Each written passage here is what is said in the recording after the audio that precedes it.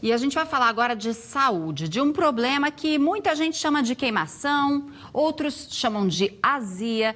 Na verdade, esses sintomas aparecem normalmente após as refeições. Agora é hora do café da manhã, por exemplo. Tem gente que vai sentir isso daqui a pouco, com maior ou menor intensidade. E é sofrido, hein, Maurício? Muito sofrido, né? Muito incômodo. Os médicos chamam de refluxo. Eu chamo de chateação, porque é difícil aguentar. Aí o mau humor fica terrível, é bem complicado.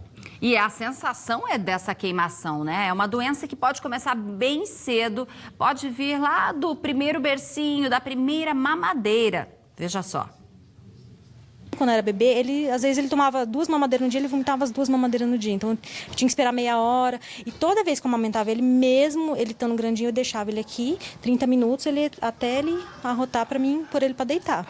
Até hoje, os cuidados com o Matheus são redobrados. Ele é o as do patinete no quintal, mas brincar assim, depois de comer, nem pensar. O menino logo sente o estômago reclamar. Matheus nasceu com refluxo e ainda hoje tem alguns problemas com a digestão. Se ele passa um pouquinho da conta, aí dói a barriga, ele fica empanturrado.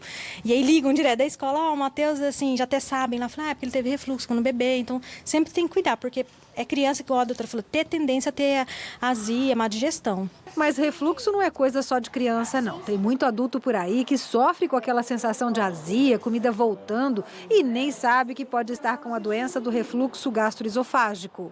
O refluxo é quando o ácido estomacal e outros conteúdos do estômago voltam ao esôfago e irritam as mucosas. O doutor Marcelo mostra a imagem de uma endoscopia, onde é possível ver a inflamação provocada pelo refluxo. Uma inflamação, não chega a ser úlcera, ela é uma feridinha mais superficial, vamos dizer assim, que uma úlcera. Sintomas esporádicos, eventuais, todo mundo pode ter, mas quando eles começam a ficar mais frequentes, caracteriza a doença do refluxo, porque o ácido volta e machuca os órgãos adjacentes. Alguns hábitos do dia a dia podem sim desencadear a doença do refluxo nos adultos. Comer muito rápido, sem mastigar direito, faz com que o estômago tenha mais dificuldade para fazer a digestão e essa digestão fica mais lenta e isso sim pode desencadear o refluxo. Outro agravante, quem come muito de uma só vez, bebe muito líquido, distende o estômago, a chance do refluxo vir é maior. E quem vive muito estressado também está correndo risco, porque quando a gente se estressa, a produção de hormônios, ela acaba sendo alterada. Então a gente produz muita adrenalina, fica muito atento, a digestão fica mais lenta e aí o refluxo vem. Mastigar pouco, comer rápido, se empanturrar de alimentos condimentados são fatores que podem sim levar ao refluxo. Cada pessoa reage de um jeito, de acordo com a gravidade dessa doença. Mas procure um médico se sentir azia, dor no tórax, rouquidão pela manhã, dificuldade para engolir, garganta apertada, tosse seca e mau hálito. Tem tratamento, é possível controlar, mas melhor do que entrar no remédio é buscar hábitos saudáveis. Evitar comer muito em uma única refeição, partir as refeições ao longo do dia, evitar todo e qualquer excesso, principalmente de condimentos, de alimentos com muita gordura, com muita fritura, com muito tempero e com muitos doces. O carboidrato em grande quantidade parece que puxa água para a luz gástrica e distende o estômago. E olha, esse não é um problema de pouca gente, não. Cerca de 12% dos brasileiros têm algum tipo de problema ligado ao refluxo gasoesofágico. O nome é difícil, hein, Mara? A gente viu na reportagem que o refluxo pode atingir crianças, mas também atinge adultos. O médico Marcelo Cury, ele participou da reportagem e está agora com a gente aqui no Bom Dia MS. Bom dia, doutor. Bom dia. Você pode participar também, enviar suas perguntas, suas dúvidas. Mande para o nosso WhatsApp. É o 99804-4400. Isso mesmo, então já sabe, né? Sua pergunta tem prioridade aqui. Agora, doutor, eu vou começar te perguntando o seguinte, a gente viu ali que é um problema que pode surgir na primeira infância. Agora, é muito comum que os bebês, eles regurgitam, né? Voltam um pouquinho do leite nas mamadas e isso não significa que a criança vai ter o refluxo, né? Então, para quem já tem o bebezinho, já tem a criança e quer ficar atento, o que seria o sinal do refluxo? Então, é muito importante a tua pergunta. O refluxo não significa, a palavra refluxo, significa que voltou, é um fluxo retrógrado, mas não significa doença. No recém-nascido, questões de mielinização, o sistema nervoso não está completamente pronto, então ocorre refluxo mais frequente. Isso é chamado de refluxo fisiológico. A eructação do nenê, a regurgitação são normais até um certo ponto. Mesmo em adultos, o refluxo acontece normalmente. E ele só se torna uma doença quando acontece acima do normal. Na criança, os pediatras têm que ficar atentos, eu não sou pediatra, mas têm que ficar atentos ao sintoma, o choro e outros sintomas da falta de ganho de peso que podem significar essa doença. A doença do refluxo gastro, que significa do estômago, para o esôfago ou para outros órgãos mais acima. No adulto também, quando é mais do que o normal. Agora, doutor, muita gente associa o refluxo à má alimentação, as pessoas que não comem como deveriam. Mas a criança também que só mama, muitas vezes é só o leite materno e já começa a apresentar. As duas coisas são verdadeiras? Quer dizer, pode ser má alimentação, mas também pode ser uma doença? A doença do refluxo, aos poucos, vai se tornando uma doença popular e todo mundo faz o diagnóstico. Mas assim, ela parece simples, mas é extremamente complexa. Aqui nós temos um órgão chamado esôfago. Ele leva o alimento da boca até o estômago. Quando ele entra no estômago, ele faz um ângulo um pouquinho para a esquerda. Ele tem um esfíncter, um músculo que fecha como uma válvula quando o alimento desce e não deveria... Ele tem que abrir para o alimento descer e não deixar voltar. Esse mecanismo são 5 ou 6 mecanismos de defesa que agem ao mesmo tempo. A famosa hérnia de hiato, que todo mundo já ouviu falar, ela não é por si só uma doença, mas ela atrapalha esse mecanismo. A gente diz que quando a agressão é maior que a defesa, aí vira doença. Se você se alimenta mal, que é a tua pergunta, aumenta o ataque, assim, aumenta a agressão do nosso organismo, mas não é um fator isolado. Doutor, o Wilton, ele mora na Vila Nácer, em Campo Grande, tem uma dúvida. Ele diz que quando ele come, não pode sair de casa num período aí de umas 2 horas. Nem de carro, nem de moto, nem de ônibus. Ele sente um refluxo, uma ânsia de vômito mesmo. Só não sabe dizer se isso é psicológico ou se seria uma doença do refluxo. Algumas questões muito pontuais a gente não tem como responder aqui. Teria que ir procurar o seu médico, consultar. Os sintomas podem sim ser de doença do refluxo, mas precisa de um conjunto para fazer esse diagnóstico. Não é um sintoma único e falando de longe que a gente vai poder dizer, mas pode ser sim doença do refluxo.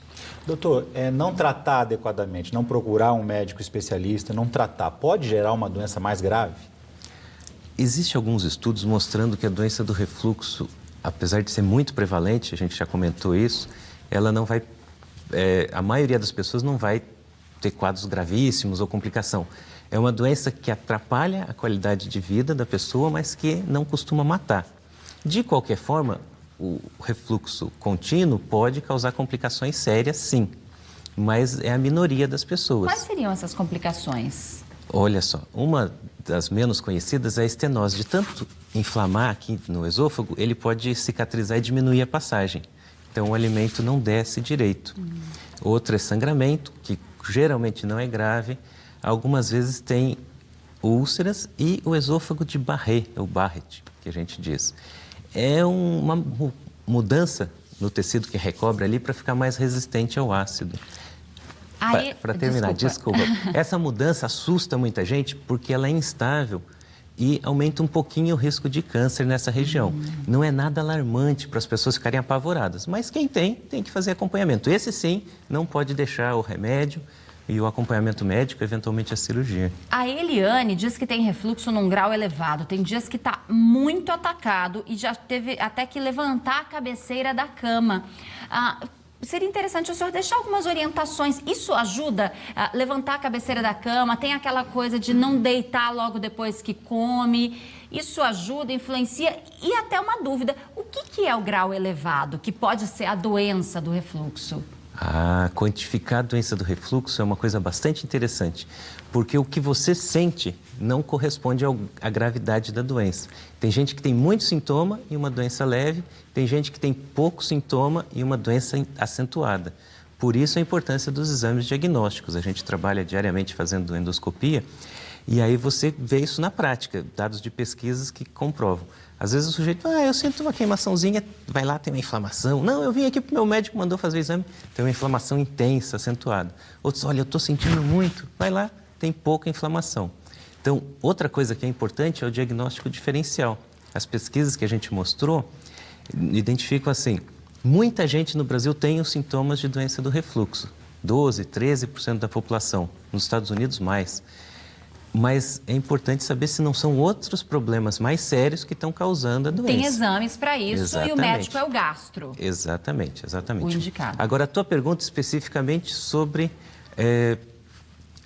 Quando Evitar, se pode né? considerar Não, então, o grau elevado, né? as medidas que a gente chama de higienodietéticas e comportamentais. Hoje em dia tem muitas pesquisas, mas algumas são difíceis de comprovar. Elevar a cabeceira da cama é uma coisa que foi realmente comprovado que funciona. Ela seria indicada para todo mundo. Eleva-se 30 centímetros da cabeceira, então todo o corpo fica elevado. Não é aqueles travesseiros que podem dobrar e aumentar a prensa abdominal, que não A cama resolve toda nada. tem que ficar inclinada. Exato. Mas algumas pessoas têm problema de varizes e outras não toleram. Então, de um modo geral, os médicos prescrevem para quem tem muitos sintomas à noite, quem acorda à noite. Mas é uma das coisas, das poucas coisas que foi comprovadas que funciona. Agora, doutor, quando que a cirurgia é recomendada? Então, a cirurgia é recomendada quando tem complicações, quando tem o grau mais grave e aquelas pessoas que não conseguem ficar sem remédio podem optar pela cirurgia. Mas é sempre assim, uma entrevista, uma consulta com o médico e uma discussão individualizada. Não existe, tirando as complicações, uma coisa assim, é obrigado a fazer. Então, pode fazer tratamento medicamentoso, exceto nas complicações. Inclusive, essa pergunta era do Boni, aqui do Jardim das Perdizes, de Campo Grande, diz que tem refluxo intenso e queria saber justamente da cirurgia. Mas olha, aqui a gente tem a Vera de Amambai agora participando. Ela diz que tem a queimação desde criança e nos últimos tempos está sofrendo muito mesmo tomando remédio. Ela chega a tomar 6 remédios por dia e a azia está muito forte. É um sinal de que, de repente, só a medicação não está servindo para controlar? Também é difícil a gente falar online, eu não posso ser antiético, mas existem medicações, as primeiras que foram inventadas, foram descobertas, são os antiácidos. Eles fazem um bloqueio, eles são muito bons para tomar na hora que você sente o sintoma. Mas eles não têm um poder muito grande para bloquear a produção de ácido. Antigamente, quando só existiam eles, se recomendava o uso de 6, 8 por dia, e era o suficiente apenas para tirar os sintomas. Para cicatrizar, existem outras drogas mais potentes. Então, tem que ver que tipo de medicação ela está tomando e se está fazendo as medidas higienodietéticas comportamentais. Né? Exatamente. Então, é importante ela passar por um médico, conversar, explicar, ver o que ela realmente está tomando e ver o que ela precisa, se precisa de cirurgia ou, às vezes, mudar o medicamento. Só para a gente encerrar rapidinho, doutor, o limão ajuda mesmo para quem sente aquela azia momentânea, quem não tem isso sempre, pode tomar o limão? O limão eu não tinha escutado ainda, parece homeopatia, né? Isso é coisa de grávida, viu? O limão, há pouco tempo eu não sabia. Eu estive grávida, né? E o limão era uma das recomendações. Para o refluxo da grávida? Aquela azia, aquela queimação, né? E como que você se sentia? Melhorava? Acho que sim. Essa é boa. Na homeopatia tem a questão do similar que cura o similar. E as microdoses e doses infinitesimais. Mas o dito popular, assim, o medo é que uma substância ácida possa aumentar a acidez. Isso é mais crença, porque a acidez gástrica é muito mais intensa do que a gente tem nas frutas e tal.